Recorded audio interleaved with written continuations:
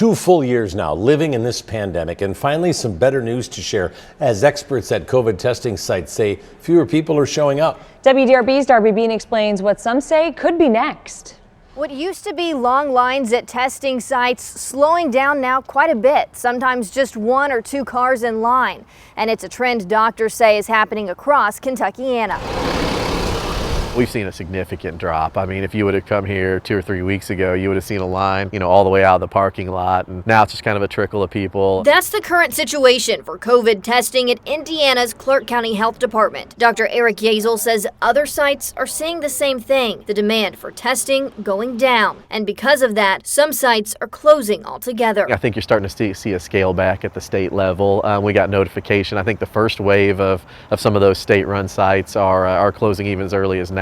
This Clark County site has no plans to close anytime soon, but Yazel says hours could be scaled back depending on demand.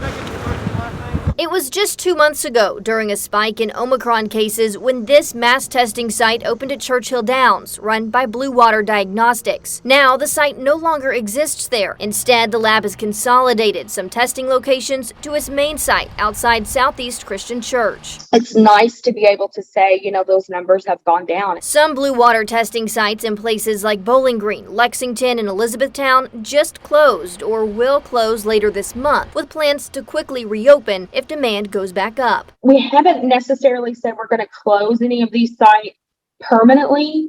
We're putting them, we're just pausing right now. It's a pause many are cautiously optimistic will be able to last quite some time, hoping that case numbers keep dropping. I think we all need to take a deep breath and feel good about where we're at and be positive for once. Darby Bean, WDRB News.